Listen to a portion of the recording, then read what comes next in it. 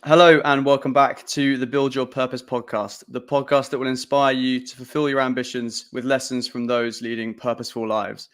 This week, we're joined by a very special guest, one who has inspired me and thousands of others. One of the world's leading high altitude climbers and guides with 18 successful summits of Everest, the most by a non-Nepali climber. He has scaled the other 6 of the 7 summits. He's an internationally renowned speaker and coach. Our guest this week aims to inspire the coming generations. Kenton, welcome to the Build Your Purpose podcast. Thank you, Tom. How are you? All good? Yeah, I'm really well, thank you. And just thanks so much for taking the time. I know you've just had a busy week or so in the Alps, and you're heading off there again this week. So I really appreciate you taking the time. No, that's okay. I mean, it's been honestly, the last week in the Alps has been the highlight of my guiding, possibly this year. It's just been such a beautiful week in the Alps, running around with a client, fulfilling his sort of ambitions and also my aspirations as well. So it's nice to be home, but for those of you in the UK, it's absolutely peeing down with rain, torrential rain here in the Cotswolds, a far cry from the Alps. But absolutely, but I'm sure most of the listeners will be incredibly jealous of what you've been up to the last 7 days, and we'll kick off the conversation with the same way we'll start all episodes of the Build Your Purpose podcast, and that's by asking you what drives you, and that is, Kenton, what is your purpose? Yeah, so I've been mulling this one over. This is actually a really tricky question to answer, because I don't think purpose is necessarily binary. I think what defines us and what can get us up in the morning is something which is relatively fluid. So let me try to answer that question. So let's take last week as the example. So the driver or my purpose when I'm in the mountains with a client is to try to, put across just a little bit of my experience, so that the client, has something which goes beyond his or her expectation in terms of what we're trying to do in the mountains. My whole USP is to try to take somebody out of their comfort zone, yet not necessarily sort of blow that comfort zone apart so they have a terrible time. It's trying to find that fine balance. Obviously they've got to be safe, but they've got to have loads of fun while they're doing it. And everybody thinks of what I do about getting summits. 18 summits of Everest. That's what I do. I get clients to the top of Everest, but ultimately it's about being safe and coming through the front door. And then number 2, and people forget this bit, it's about having fun. That's ultimately why we do these things, because yes, we want to challenge ourselves, but I think deep down it's got to be fun. So my purpose when I'm in the mountains with clients is to generate this situation where they go home thinking that they've been pushed, they've had this amazing time, they've achieved things that they never thought they could do. But then this morning, for instance, I'm back in the Cotswolds. I'm at home. I'm a father of 2. I'm biased, beautiful young people, Saffron and Willoughby. I've got my wonderful wife. So my driver, my purpose when I'm at home is entirely different. And if I had to try to pigeonhole it in some way this morning, it's to get up and be, and this is a bit cliched, so I apologize, but to be the best version of myself that I can be, that I can then project onto the family. So can I be the best dad that I can legitimately be? Can I be the best husband that I can honestly be? And in order to do that, I need to be the best version of myself. So what does that take? Is that purpose? Is that my drive? Well, yeah, maybe. But I think we think of purpose as being way too binary. I think we can pigeonhole it too easily, and it's not something which is essentially quantitative. It's something which is, I think, quite loose at the ends, and maybe deep inside us we have a drive which keeps us moving forward in one general trajectory. There's something that's defining our journey through life. But again, that changes. So, what's my purpose? Good question. And I don't have a definitive answer. And I've been mulling this over for a little while. I was looking at your notes. For the audience, you perhaps don't know, but Tom's way more organized than I am on his podcast. And he actually sends out sort of pre-recorded notes. And it's the first question is, what's your purpose? And I'm thinking, oh my God, I'm going to have to put some effort into that. So, I'm left questioning myself, a little bit, but yeah, I'm waffling on that. So sorry, Tom. I'm kind of it's kind of I'm not being definitive on that. No. So it's indicative of, I think, the difficulty around the question of purpose. And I think you hit on a fantastic point around how it's fluid, and previous guests on the pod have spoken about how it's changed over time because they've gone, as they go through life, their purpose changes, and you touched on a point that others have touched on now with family, with children, with the next generation coming through, and that suddenly then becomes a main aspect of their purpose, so to speak. And then they balance those commitments with then what their kind of drive is behind their career, whether it's in the military, mountaineering, business, etc. And I want to touch on that point with you because I've recently came back from Kyrgyzstan, attempting to climb Lenin Peak, which was a brutal 4 weeks or so, and I sort of saw the dangers that come with high altitude mountaineering pretty firsthand. I'm interested, obviously, with your sort of the two sides of your purpose, with your family and the children, and your home life, with your professional life up in the high mountains and the inherent risks that come with those environments. How do you find navigating that sort of balancing act between the responsibilities at home, but also then continually going into environments that are inherently risky? I think the most dangerous environment right now is my coffee, which I've got in one of these thermal cups that have just burnt my lips. Red hot. Yeah, it's quite red hot. And that, I mean, it's a really interesting one, isn't it? Because I mean, I think anything that we do has a modicum of danger to it.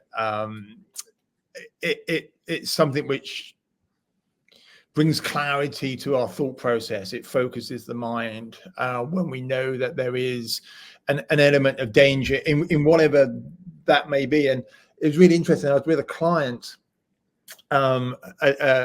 just a few weeks ago, and we were talking about failure and how what I do, failure has perhaps a slightly different connotation to sort of failure. If you are, I'm just plucking something out of the air, if you're a lawyer, for instance, and you might lose a case, well, that's not necessarily going to be career ending, and it's certainly not going to be life ending, which is what failure could represent in what I do or what you were doing over on Pete Lenin. Because if you make mistakes, then they do have far-reaching consequences. But the conclusion that the client and I came to is, well, let's assume for a moment that failure in the big mountains doesn't necessarily mean death, but it means that you've not got to the top of something, or maybe you've been physically hurt. You're certainly mentally going to be somewhat scarred by it. And that mental scarring from failure, is that going to be any different from the lawyer who loses the case? Well, no, probably not. I mean, it depends a little bit on how we quantify failure and what failure looks like. And I know one of the questions that you've got lined up a little bit later, not jumping the gun here, Tom, is the learnings from failure. And what I find now is, to try to bring it back to the question, is, I have this thing whereby when I leave the front door, and this is a relatively new thing, since the children came along, so 14 years now. But when I leave the front door, I weigh up all the pros and cons about what it is that I'm off to do, and ultimately, whatever this adventure is, how does it positively impact the family? And not want to be overly crude about it. There's a financial implication because I'm a professional mountain guide. This is what I do for work. This is how I pay the mortgage. So there is a financial implication. So that you could argue that's a positive. I absolutely adore my job. I mean, I am such a high from last week, and I suspect he's not listening. But Richard Williams, who's my client this week, I cannot thank him enough for being so flexible, being so open to plan B, C, D, E. Because things always change in the big mountains because of the weather and conditions and things like that. And he really made the week. So I love my job. So with that comes the mental and I suppose physical benefits, which we all need to be the best version of ourselves. I mentioned that earlier. And I think it's really important that we invest time into who we are as much as we invest time into others. So, I'm really lucky that I get these positive feedback loops from what I do in the mountains or what I do for work. I absolutely love it. So that's a positive. But on the negative side, it's time away from family. It's time away. You lose touch, I think, with what the children are up to, their friend networks, what's going on at school. After maybe 2.5, 3 weeks away from home, you kind of lose in touch with what's absolutely current in the home environment. And of course, there is the God forbid, what if the objective danger becomes overwhelming and something bad happens. And it's trying to find that balancing act between it all. It's treading a thin tightrope between work and what I do when I leave the house, which is sort of, it doesn't bring enough positives in, and it generates too many negatives, or the other way around. And it's finding that pathway. And my risk appetite has changed since A, getting married, and then B, having children. It's no longer just me that I'm looking after. There's a family unit that needs to be looked after, both financially and through love and warmth and everything else. So my risk appetite has certainly changed. Perhaps it's no great surprise that I don't do as many trips for me anymore, which arguably are the more dangerous ones. The work trips, that they have a safety net to some degree. I'm a mountain guide. We can only push the envelope so far with a client before it becomes, before it goes out, beyond the line of what is sort of contractually acceptable as a mountain guide leading a client into the mountains. And I have overstepped that line on a number of occasions, and you need the right client to be able to do that without sort of completely blowing their minds. But at the same time, it's not just a client you've got to think about and the client's family, but my own family. I was on the Matterhorn. I climbed the Matterhorn with a lovely client a few weeks ago, and the day that we summited, an Austrian guide lost his life working with the client. The client ended up getting quite badly smashed up, but the guide lost his life. And that's on the Matterhorn. And that's not something that you would normally think of being an overly dangerous mountain. And if you add to that, what you found out on Peak Lenin, I forget, was it Peak Lenin, about 7,000 odd meters, 772? Yeah, so the full mountain's 7,100, but because the weather was brutal this year, so we got to just past Camp 3, so 6,000, just below 6,200. Yeah, so you're on a mountain which is dangerous anyway. You add to it the complete uncertainty of the weather, and to that sort of high altitude. I mean, anything over sort of 6,500 meters, you're having to combat, all the dangers and the added sort of decision-making trauma that comes with having to work with high altitude, and it becomes a melting pot of. It's a potential death trap. I mean, everything you do, every corner you turn, there are hidden dangers, and you've got to navigate that. And I'm going off on tangents again, aren't I? But it's a really tricky thing where, certainly in my professional guise of a mountain guide, we got to tread that line very carefully, and it's actually something which I find very intoxicating. I love threading the needle. I don't always get it right, but when it does work well, the feeling of satisfaction in what I do selfishly, but then to see the reward for the client when it does work and you pull off something which is so improbable, that's amazing. And that's when you think, actually, I'm pretty damn good at what I do. Like I said in the very intro, one of the world's top high altitude mountaineers, and I think what you're speaking about there is so kind of representative of what I think a lot of people go through, is that risk reward kind of calculation in their mind. Previous guest Lucy, she worked at HSBC, but always wanted to start her own business, but she was in a pretty good job in a massive organization, and had the exact kind of conversation that you were having in your mind of risk reward. If I stay at HSBC, stay in my comfort zone, potentially I'll be set up for a good career, but I want to take the leap. I want to go into self-employment.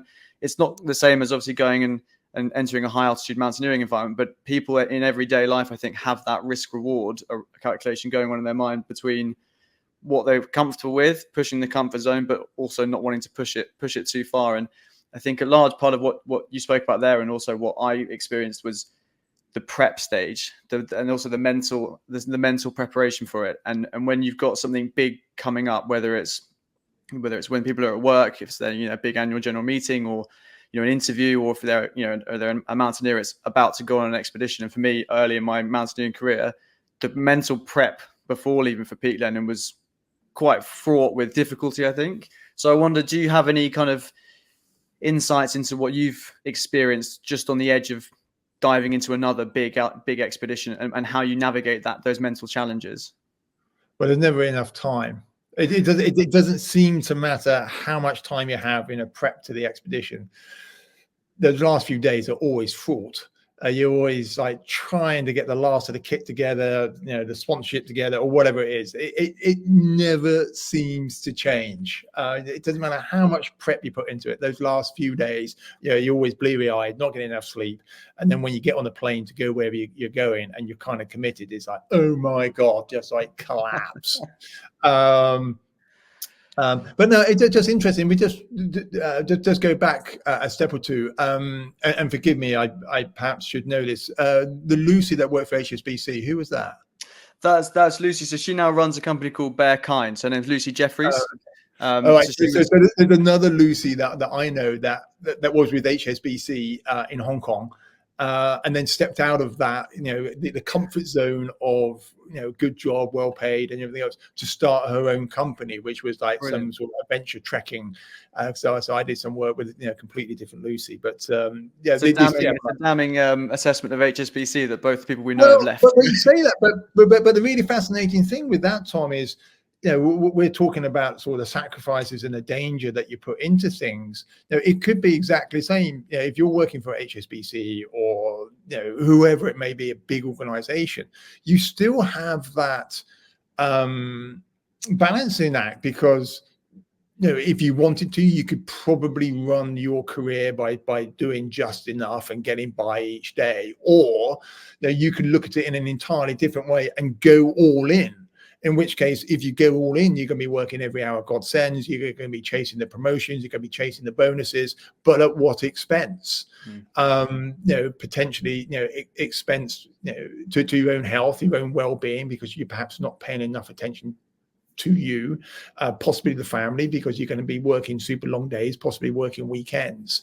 And I actually viewed, just because I've got a career, in the big mountains, in an adventure, which to some at least would seem sort of sexy and exciting and dangerous, there are total parallels to what some of my clients do in terms of their choices and what they're trying to balance up as well. It's just, as we said earlier, their take on what failure may look like is perhaps, you know, on a slightly different level. But the stress that goes with it, the anxiety, you know, that you mentioned, you know, in the build up to a big project or a big pitch, you know, it's going to be exactly the same. And I know for a fact through working with big organizations, you know, it's exactly the same when they're building up to a pitch, as it would be for us building up to an expedition. There never seems to be enough time. There never seems to be enough manpower to put these things together. And it's always that last minute scrabble to get it across the line. And I think one of the really important things, and you know, we hear this a lot, don't we? You know, don't let perfection get in the way of better, because we're never going to be perfectly prepped. And even if we are perfectly prepped, who was it? Von Helmuth, I think it was a Czech general, and this has been bastardized a lot over the years, but I think it's von Helmuth first came up with the term, no plan survives the first point of contact. He was talking in terms of, you know, a military campaign. Yeah. And he's absolutely right. You can prep an expedition to the nth degree, and your first day in the field, all that prep could be blown apart because you've got to pivot and you've got to head off in a different direction, or you know, the rivers flooding and burst its banks, so you can't go up the valley you wanted to. So you know, you can't take mules there, or yaks, or you know, the choppers can't fly, or whatever it is. So it's really important to have a plan, because that gives you something to keep coming back and referring to, and it gives you, you know, your vision. To a certain extent, it gives you the purpose of what you're trying to do. So, you know, having a plan and being prepped for that is really important. At the same time, I think it's imperative to have the ability to, well, I mean, to wing it, you know, to have the depth of experience that you can look at something and go, you know what, you know, we were expecting this, that's not going to work because of, you know, whatever it may be, and we now got to think on our feet, and we've now got to completely pivot, and we got to approach this problem from a completely different angle, and we're not prepped for that, and that can scare people. To move away from the business plan, to move away from your the plan of your life, or the journey that you think you are on, and this is where purpose changes. I mean, purpose can drive you down one avenue, but when you start going down there, you realize it's not the right avenue for you, and that's where the pivots have to come. And yeah, definitely. Being brave enough to step out and to go, actually, we're going to go in this other direction, despite all the work we've done up to this point. That is a very powerful thing. Definitely. I think what you're speaking about there, the basically the ability to adapt, and the ability to kind of think on your feet, and different quotes come out, you know, control the controllables, and what you can't control, you have to just sort of allow to happen and then adapt to it. And I think a really great example, obviously you were on Everest this year. A friend of mine, Chris Harling, was trying to go north side with Adventure Peaks, and he was guiding, but was sat at base camp because obviously, as you know, the permits weren't issued and it wasn't open, so he had to adapt, and he had to organise getting from north to south, and then obviously they did summit. But yeah, that adaptability on that extreme, you know, he's obviously got guides paying a lot of money to be there. He's then got their safety, their time, etc. To be that adaptable is so crucial, I think. And what you've spoken about in terms of the transferable skills of adaptability in life is something that I think I certainly struggle with in the past, because you have a plan and you think this is going to go to plan, and then it doesn't quite happen that way. Obviously, when you're in the mountains, it's quite a stark realization, because, as you say, yeah, it can be a natural sort of, not disaster, but a natural event. So as you say, a weather event, or, you know, something else happens, or with Chris on Everest, it was the permits, and you know, taken completely out of your control. And I think hopefully people listening to this will learn that it's not always going to go to plan. When you're defining your purpose, you have to be adaptable and basically just keep pushing forward. And with that in mind, and you've spoken about how you've had a great experience with a client recently, when you're guiding with clients and people on dangerous environments, on mountains, etc., what have you learned from them and their experiences that have kind of added value to your experience? Well, I think the really important thing is, and just to step back one little thing, we talk about things going to plan. Nothing goes to plan generally. But perhaps, I mean, I got friends who are Olympic rowers, and you can speak to them, and maybe the way that they would plan a race, a 2,000 meter rowing race, doesn't actually take that long. So maybe things do go to plan like that. But anything where there are a number of uncontrollables, and it'd be quite an interesting exercise to do, wouldn't it? I mean, I wonder how many uncontrollable factors you need for a plan never to go exactly the way you want it. And I think maybe the mountains are the perfect example, because you have objective danger, you have the weather, you have your health, which you don't have complete control over. You have other people around you, you have route conditions, you have snow conditions, and all these things. I bet there is, and perhaps I'm trying to pigeonhole things too much, but I bet there is a number of uncontrollables which become the perfect storm for plan, never going quite according to the way that you want it to.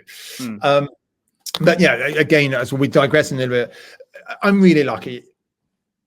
I'm quite a high profile guide, and I attract some really, really interesting clients. And it was years and years and years ago, actually, I said to myself that I would try to only work with people who enrich my life as much as I try to enrich their lives. And that basically means interesting people, people that perhaps do something quite remarkable at work, or people that think differently or are differently. I mean, think of the Steve Jobs advert, the renegades, the outliers, and those that mix things up a little bit. I think I'm lucky that I can look down my list of clients, and I think every single one of them, to an extent, would fit that profile that Steve Jobs said in that Apple advert all those years ago. The majority of them are super successful, whether it's financially in their jobs, or whether it's what they've done in sport, or things like that. So when you have a cohort of individuals like that, there is always something that you can learn and take away. The guy I was with this week, I'm sure he won't mind me saying, he's a tax expert. He's an accountant by trade, and he's now in a super senior position, and advises huge multinationals on tax legislation. And it'd be easy to say, well, what on earth can I learn from that guy? Well, his organizational skills compared with mine are like off the charts. I've got this beautiful wooden plaque somewhere that says, you'd be dangerous if you were organized. And organization is not my strong point. I'm one of these guys that loves the pivot, that loves that loves it to go wrong, and then the true me comes out.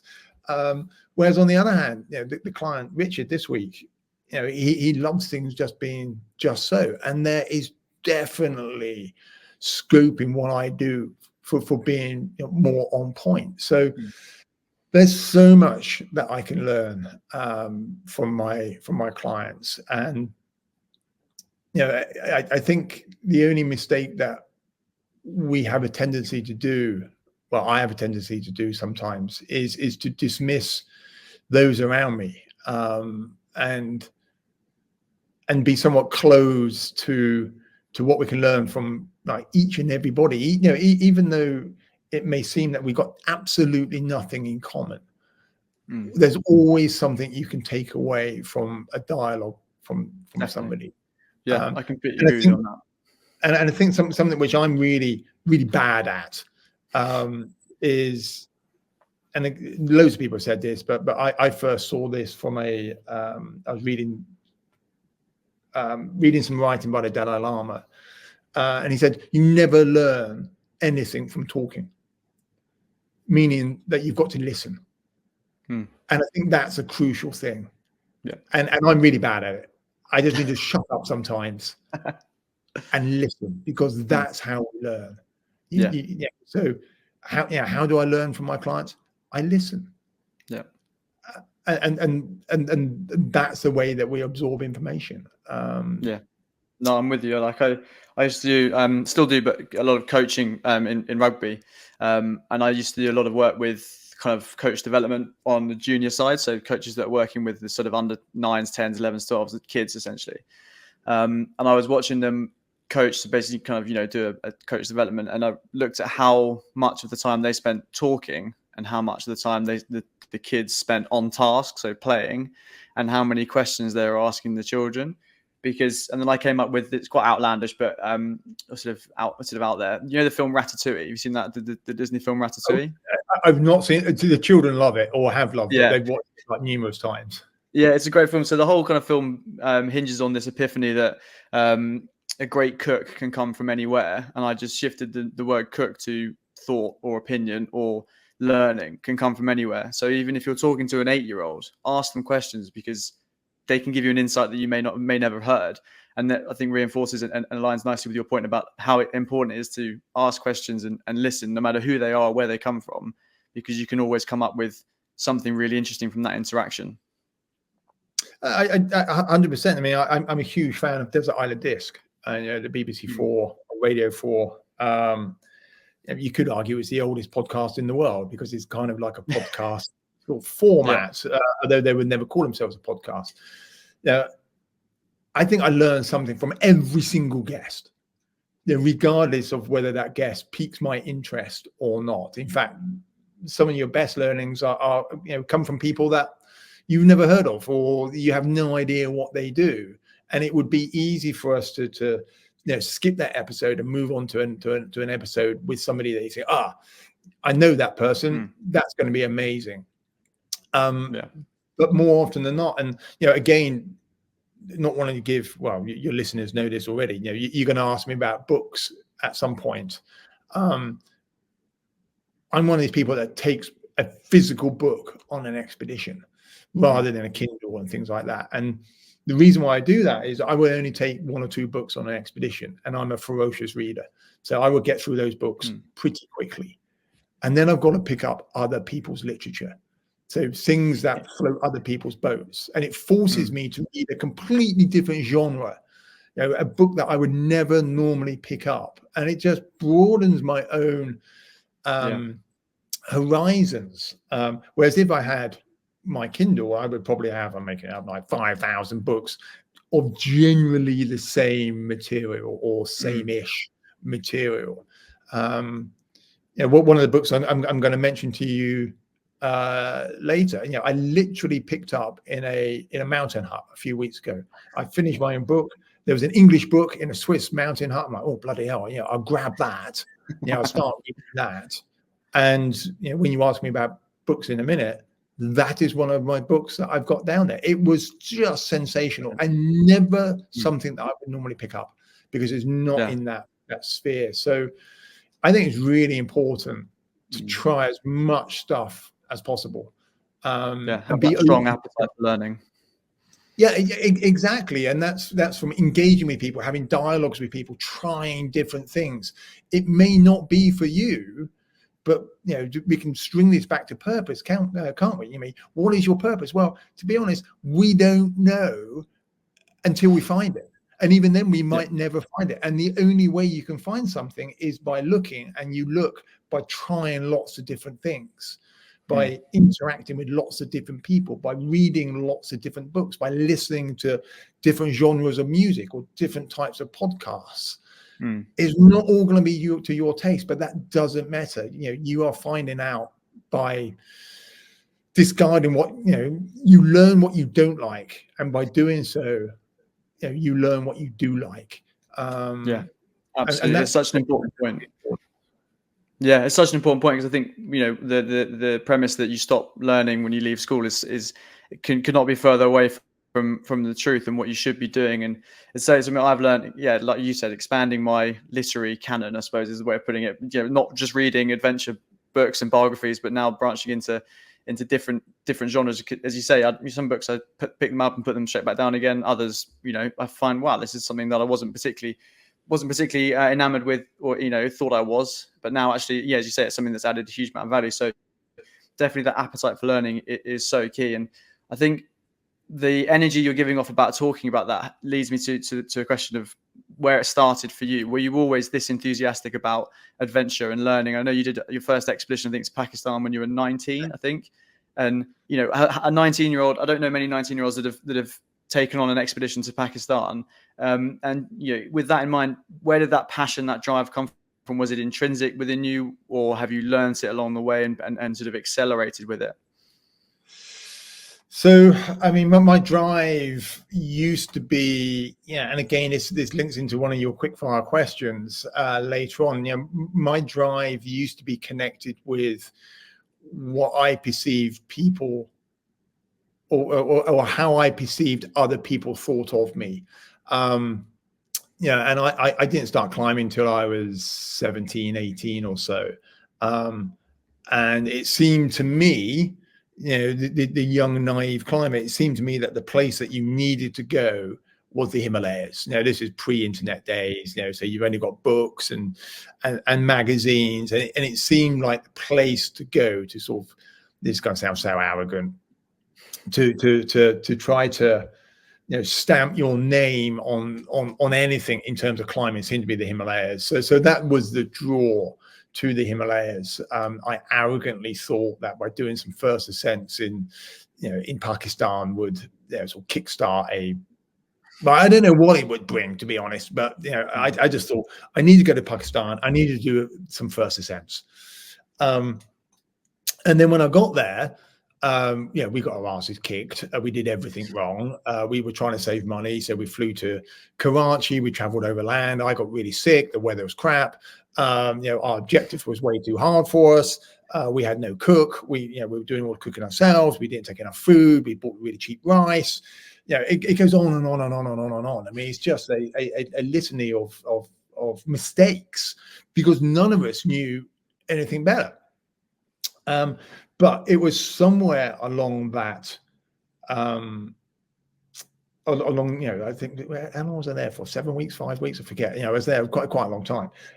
It was somewhere along that journey that I realized that climbing was, to an extent, and I wasn't honest with myself for years and years and years. But now I reflect on it and look back, climbing for me was a vehicle to go and visit these places. And I'm still a believer today that I love travel, but I don't like travel for the sake of travel. Personally, I don't see the point. Seeing, if this upsets anybody, I'm really sorry, but you've seen one temple, you kind of seen them all. You've seen one church, well, to a certain extent, you've seen them all. You see one beautiful bridge somewhere, well, you kind of seen them all. But people are different, and people to me are just, it blows my mind. And on that trip to Pakistan, age 19, I didn't realize it at the time, but I realize it now. I fell in love with the people of the Himalaya. And they fascinated me. Absolutely fascinating. The hardships, the generosity, what they have to go through on a day-to-day basis, the super basic lives that they're leading, to a certain extent, the level of contentment that they appear to have. And it's easy to try to pontificate over that from being, I don't know, do you call me middle class? Well, probably lower, whatever, in the Cotswolds right now, and saying, well, these hill people of the Himalayas seem really content. Well, to me, they seemed content. They seemed to be happier, perhaps, than I was. They didn't seem to be searching for something that perhaps I was searching for, because life was so hard and difficult. They didn't have time to like scratch their heads and think, well, maybe I should be doing something else. And age 19, subconsciously, that was quite an eye-opener. And I think experience. I think that's one of the reasons why I keep going back, predominantly to the Himalayas. Not exclusively. I've been down to the Andes. I've been to pretty much every mountain range. Well, in fact, I've not been to the Tian Shan. I've not been to the Caucasus. So you got one up on me there. That's the only one I've got. but I keep going back to these places because of the people. And for me, I need purpose. There we go again. I need purpose to travel, and my purpose to travel are the mountains, and the people that you interact with, and the people that are there. And that's one of the reasons why I keep going back. People always say to me, "Well, done Everest 18 times. Why don't you go and climb some other mountains?" Well, partly it's work. It's where I pay the bills and the mortgage. And people want to climb Everest. It's a honeypot mountain. Yeah. But more than that, it gives me a reason to go back to the Khumbu region, the Everest region, where I've got so many friends that live, and my tea houses and my Sherpa friends. And that's why I think deep down go back, not necessarily because of the mountain itself, but because of the people. And that's something I've come to terms with literally in probably the last 5-10 years. Yeah, through that perspective. Yeah, you're right. And on Lennon, I was very lucky to work with a guy called Kami Temba, a Sherpa who had done Everest this year I think he summited for his fifth time. He's currently he went from there to Lennon, and now he's on Annapurna 4, and I think going to maybe Makalu later in the year, and then the cycle continues. And spending time with him, I think, has definitely taught me a huge amount, and the depth of conversation you can have with people on a mountain, because there isn't that outside influence. There's no Wi-Fi, there's no emails pinging. You can have a straight in-depth conversation with someone for such a long time. And climbing behind Kami was simultaneously one of the most inspiring but also demoralizing experiences I've had, because they're just so fluid. The way he moved was it was all so easy for him, but then also the way that he was in return towards me was very caring and considerate, obviously because I wasn't moving as well as he was, and learning his backstory and the hardships he faced, but how kind of stoic he was about everything really taught me a lot about mountaineering, but also then about life. I mean, I had a point where my crampon froze up and came off, and I was swearing, pretty annoyed. You're climbing at 4 a.m, you're pretty cold, and your crampon comes off. It's not what you want. And he just kind of came back and looked at me and said, "Tom, just stay calm." And he just said it in such a calm way, just stay calm. And I just thought, you know what, you're right. Me standing here shouting and swearing and stuff is not helping me whatever. And then when you're in your work environment, or when you're at home and there's something going wrong, my initial reaction a lot of the time is to get kind of frustrated. Kami's just stoicism, just to say, just stay calm. It's going to be okay. We'll figure it out. You think, Christ, yeah, that's a huge learning point for me. And I think your point about the people on the mountains is so important, because that was, again, like you said, an eye opener for you, but for me was meeting some incredible people who are all from all walks of life, but they're all there for a common goal, which is to try and have a great time, but also then see if they can try and push the summit. And a previous guest, Neil Lawton, spoke about the importance of people in his team, whatever he's doing, whether he's climbing or if he's doing crazy things like rowing a bathtub across the Solent, whatever, these kind of things that he does. When he's building his team, he's quite picky about the people that he has with him. And is that something that you spoke about how you pick your clients and stuff, but your Sherpa team, the people, your colleagues, so to speak, is it, is their character as an individual the most important thing you look for? Yeah, I mean, I think it depends a little bit on what role you're recruiting. Let's use that term. The role that you're recruiting somebody for. I mean, it's often attributed to Steve Jobs, but actually it's Steve Kawasaki, one of his senior team. A-class players like being around A-class players. So you do want some of the very best people, because if you bring people in that perhaps aren't the best in their at their game, then it can generate sort of disharmony within the team, because those really top, those people at the top of the game, they vibe off other people that at the top of the game. They like being pushed. They're like they enjoy their views being challenged, and that will only come from somebody that is to a certain extent on an equal stature. So in many ways, we try to put our team together with the very best individuals that we can find. At the same time, you've got to be super careful that when you are building teams, you're not bringing individuals in that are going to be the energy zappers or take too much time out of senior management, or perhaps don't have the confidence to run with an idea themselves, and they're chunking up to get decisions on things. And then you need the right people to fit into the expedition. An expedition perhaps isn't quite the same as working in a big organization where to a certain extent you can turn your back on work and go home and get away from it. On an expedition, everybody is together 24/7 for the duration, and small things can start to grate. Bad table manners, or if somebody snores, or perhaps they don't zip the tent door up properly on a daily basis, or or whatever it may be. They always serve themselves first. These things which are insignificant on a daily, normally in daily life at home, they can become a massive issue. So how do you combat that? Well, tolerance is one thing. But also that understanding that everybody is different, and you may be recruiting the very best for whatever it is that you're trying to do, but that brings the outliers in many ways, and the outliers don't always conform to the norm. They perhaps don't think about some of the smaller stuff because they're too busy thinking about the higher level things, and that can bring conflict. So the way that we build our teams is really, really important, and we don't always get it right.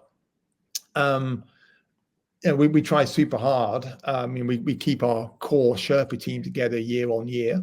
The Sherpas perhaps aren't the best people to use as an example because they are so brilliant at what they do, and they're so easy to get on with, and they've always got that big smile, and they always go the extra mile. And you only need to tell generally that a Sherpa once that can you do this or can you not do that, and that's it. You never see that trait again. They are just incredible. They're just so easy to work with. Do everything with a smile. It always blows my mind. I always come back from a trip so humble. Likewise. And it's and these guys and girls, they've generally had a pretty hard life to get to where they are. And I sometimes think Western society, it makes us soft. Here I am in the Cotswolds. I'm looking around. Our little studio setup is in the is in the children's playroom. There's a whole room set aside for the children to play in. Now, are you kidding me?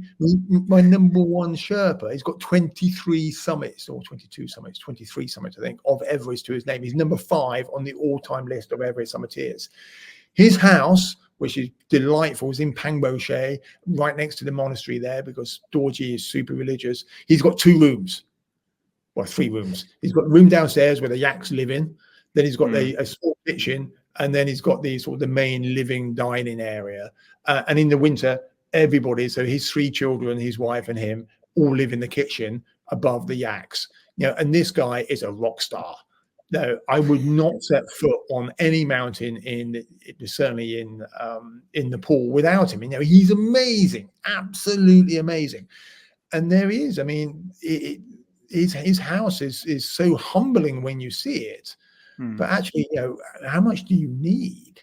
I come back from expeditions, and I have this mindset that I'm going to leave a more Spartan, more informed life, perhaps, and be more Sherpa. But I quickly get seduced by the society that we live in, and to be honest, to step out of the cotton wool that seems to surround us in the West to go and do these things. it's no surprise that we're not as good as Sherpas. It's no surprise that, maybe and this is sweeping generalization, so forgive me, but look at all the amazing long distance runners. Where did they all come from? Where they all essentially come from East Africa. I mean, not all the time, but a lot of them come from East Africa. Well, why is that? Well, they're trying to better themselves. Their purpose probably is they want to provide for the families. They don't want the families living like subsistence level farming or half starving to death or whatever it may be. They are pushing themselves so that their children don't have options. And it's exactly the same with the Sherpas. The Sherpas predominantly work their backsides off so that their children have options for education, options for healthcare, options for careers, so they don't have to follow in predominantly their father's footsteps in the mountains, which is dangerous, which is really hard work. And they're away for long periods of time. We're so lucky that we don't necessarily have to do that. And but then we don't get the conversation now because I'm sort of going off. But then you think about it, we don't get the benefits that they have in terms of the work capacity and how like how you said how fantastic they are in such harsh environments. And one thing I think ethic. I mean, people say to me, how come the Sherpas are so good? Well, you could say, well, genetically they're a bit more predisposed to altitude and Well, okay, potentially, but ultimately, I just think they work harder. Yeah. They have a better work ethic because they've been carrying water, to and from the stock, the standpipe or the well, or they walk an hour and a half every day to go to school, or whatever it may be.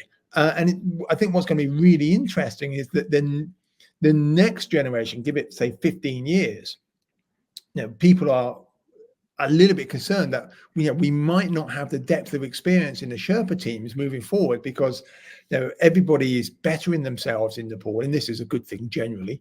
They're bettering themselves, and no one's going to want to work on the high mountains because it's so bloody dangerous. And then there may not be the depth of experience in Sherpas, and then all of a sudden Sherpas become even more of a premium than they already are.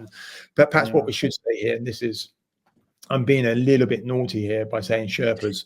The Sherpas are actually a caste within Nepal. The Sherpa people are generally born almost within the shadow of Mount Everest. In reality, it goes across the Makalu area and goes across the Langtang and things like that. But they are an indigenous mountain people of Nepal, and they are known as Sherpa. The terminology that I'm using in this context is the climbing Sherpa, the Sherpa guides that we use on the big mountains. So we should just make that clear to the audience that there is this a group of being a professional Sherpa and being being your sort of your background. I think I loved your I loved your phrase where you used to be more Sherpa. When you think try and be more Sherpa. And I think definitely what I learned in the mountains was it gave you such perspective on what is needed in everyday life and what's completely kind of extracurricular that you just don't need day to day. And one of the things I sort of said to myself in my my notebook that I have carrying with me everywhere is try and maintain that level of perspective as what's important, what's not important, and how often we spend in our day-to-day lives in the UK, in Europe, wherever, where we've got emails going off, bills that need paying, elections where your pension's suddenly worth this and that, and all this sort of outside noise. Try and always come back to what's important, what isn't important, and don't spend too much time sweating about the stuff that you can't control. It comes back to your point, about be adaptable. You're in the mountains, things are going to go wrong. In everyday life, things are going to go wrong.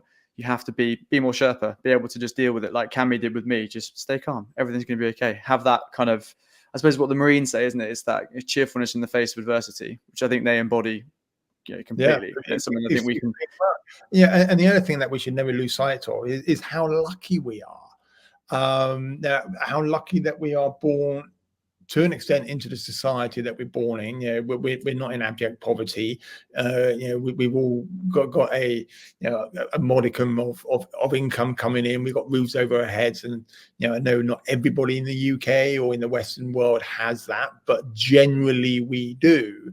And if we try to remember how lucky we are, when those small things that we shouldn't let sweat, but we do, like your crampon falling off, or the tax bill comes in, or whatever it is that sends us into the downward spiral of like either anger, maybe depression, or annoyance. You just got to think to yourself sometimes, let's not lose perspective, which is the term that you use. Let's not lose perspective on how lucky we are, because we go on these adventures because we can go on these adventures, not that we have to. Like your friend Kami, he's got to go to the mountains because he's got to pay the bills, and that's what he's got to do. He's got, to a certain extent, no choice. He may enjoy it, but not all Sherpas work in the big mountains enjoy what they do. Some of them have got no choice, because they've got no other job prospects, so they've got to do this. So, but by keeping that perspective, by keeping that thing in the back of our minds, we are lucky. We are super lucky. Just think of the, how lucky we are, just to be born, and then, we're born in Western society. We're born in a hospital. We're born to parents that love us and care for us, and we have a community around us which is, which is comforting, and it's supportive, and we pull any one of those things out. Not everybody has that. So when that crap happens to us, don't lose that perspective. And I think that's a really important. Yeah, I completely agree. It's so important, and I think hopefully everyone listening to this has that sort of boost there, that to put that back at the forefront of the mind, that we are incredibly lucky, and things that matter don't always matter that much in the end. And that's going to brings me to the kind of the quick fire questions, as it were. But normally we have three. There you go. Normally we have three, but I'm actually going to I'm going to hit you with a sort of extra one. Mainly for myself, actually. We're pivoting, aren't we? So I've got my plan. We are. And you're hiccuping my plan. So you're going to see how well I did it or not. I'm testing your mindset now. But it's mainly for me, actually. It's a bit of a kind of mountaineering geek, I suppose, is the way to do it. Is quick for the first one is Mallory or Hillary? Who got there first? Well, you can't ask that question and expect a quick answer, can you? Okay, so very quick for the audience, if the audience don't know, 1924, Mallory and Irving were last seen by Odell, very high on Mount Everest, and then the clouds rolled in and they were never seen again, and thus started the longest mystery in mountaineering. Did Mallory and Irving reach the summit in 1924, or was it in fact what is often attributed to the first ascent of Everest in 1953, the expedition led by John Hunt, which put Hillary and Tenzing on the summit, and we know that they got there. I mean, the romance of 1924, it tugs at my heartstrings. My heart says, well, maybe they got there. It would be a fantastic thing to think that they got there. But on the flip side is, can you claim a summit if you don't get back down alive? I mean, that's a.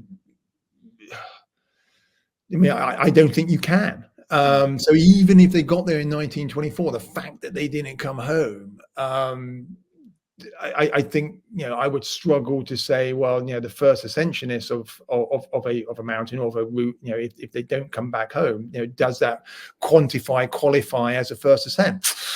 It's a bit of a tricky one. So my heart perhaps says Mallory and Irving, and my head perhaps says Tenzing and Hillary. And the reason why I say Tenzing and Hillary, not Hillary and Tenzing, is Tenzing was by far and away the most experienced in that partnership. He was on his sixth, I think, Everest expedition. He first went to Everest with Eric Shipton in 1934. I think it was in the Swiss in 1952. He was on Shipton's reconnaissance in 1950. He was Mr. Everest back in the 1950s. There's no two ways about it. It definitely wouldn't have happened. Definitely wouldn't have happened without him. And like you say, as the conversation we had before about how integral the Sherpas are, that whole expedition sort of hinged on his expertise and his ability to move in that environment. But yeah, it's such a thought-provoking question. If anyone listening who wants to find out more, there's some fantastic books and podcasts about that whole debate. It's just such an interesting. I really wanted to get your opinion on kind of where you stand on it. But that leads us now to the actual quickfire questions, so we can divert back to the plan. And the first one is a book that you think should be on everyone's bookshelf. Okay, so I've got two. I'm really sorry because I read so much. One is Tribe, Sebastian Junger, and it's kind of like this. The subtitle is something along the lines of, the opposite of depression is connection, and it's talking about the power of community. And about how we potentially lose that community. And it's a fantastic read. I read it quite a long time ago, but it came up in conversation recently. So Tribe by Sebastian Junger. And then the book, which I picked up in the Mountain Hut the other day, is called Barbarian Days, A Surfer's Life by William Finnegan. And, I know nothing about surfing. And I should just quantify my books. I never read fiction. I don't think life is long enough to read fiction. So all my book choices are non-fiction. And Barbarian Days is one of the most beautiful books in terms of how it's written that I've ever read. It's absolutely amazing. It follows this guy's life. It's almost his biography through surfing. And just the way he describes a wave is so eloquent. I mean, I don't surf. I would love to surf. Having read this book, it's beautifully written. So Barbarian Days, William Finnegan, which I think won the Sports Writers Prize or whatever, I don't know, in 2010 or 11 when it was published. And then Tribe by Sebastian Junger. Brilliant. Well, they're both going on my list. Yeah, definitely go on my list for my next expedition. And we alluded to it earlier, but this question around failure. So at a time in your journey where failure has then led to success. Yeah, I've scratched my head a little bit about this. I fail on a daily basis. I mean, there's always something which I'm failing at, and it's hard to sort of pinpoint one thing where I've come away thinking, oh Christ, and it's had a significant impact. But perhaps I reference Churchill. Success is the ability to move from one failure to another without loss of enthusiasm. I think that is a very true thing, and I think in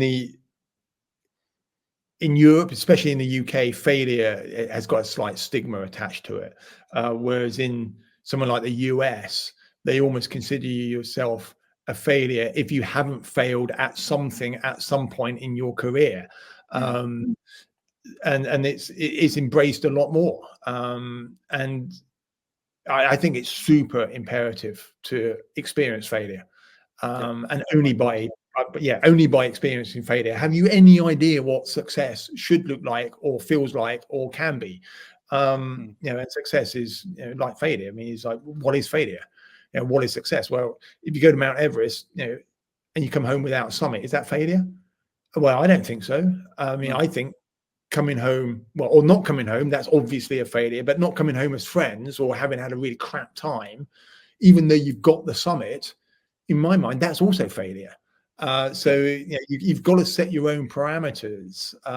Otherwise, you're going to be meandering your way through these things, and failure is going to be hitting you left, right, and Chelsea. But because you've got no parameters on what is success and what's failure, it's going to be meaningless to you. So you've got to have an understanding about what failure means to you as an individual and what success means to you as an individual, which then is intrinsically linked to what is your purpose.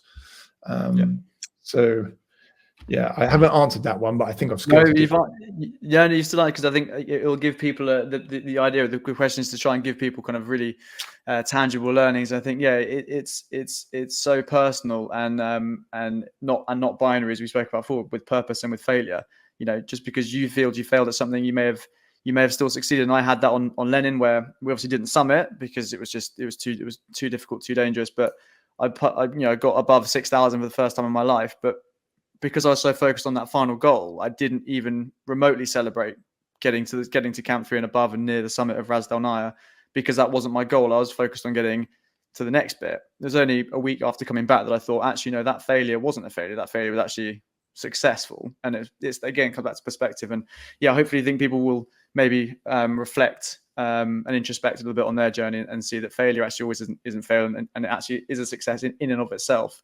Yeah, because I mean, and the other really interesting thing is if something goes completely smoothly, if you've gone to Lenin and just walked up Camp 1, Camp 2, Camp 3, summit, back down again, you don't actually learn anything. No. You really only learn things when it goes sideways. And you're like, oh, Jesus. Okay, well, we now have to do this, or we now have to try to do that, or whatever it is. If something just goes smoothly every single time you do it, you're not going to develop. It's a cliche, but look at a baby trying to walk. Get up and fall over, and get up and fall over, and get up and fall over, and every time it's falling over, it's probably internally thinking, "Oh Jesus, okay, what do I need to do now?" Whereas if it just gets up and walk the first time, and now think about it, it's a crap analogy, isn't it? Anyway, same as riding a bike, isn't it? You can go on that granular level of the first time you took the stabilizers off, you definitely didn't cycle the Tour de France, did you? Yeah, exactly. Yeah, you got a face plant, don't you? Yeah, exactly. We've all been there. Is the learning from that one. And finally, we ask every guest to write a postcard, 4 to 5 lines to their 20-year-old self, which imparts a piece of wisdom that you've learned on your journey, with the viewpoint that we're going to build a collection of lessons from purposeful people. Yeah, I mean, again, I was thinking about this last week, and for me, it's pretty obvious, and I really wish I understood this when I was a little bit younger, and I think it comes down to sort of confidence or having a lack of confidence. So what I would tell a younger version of myself is, just don't worry, don't stress about what other people think of you. You are you.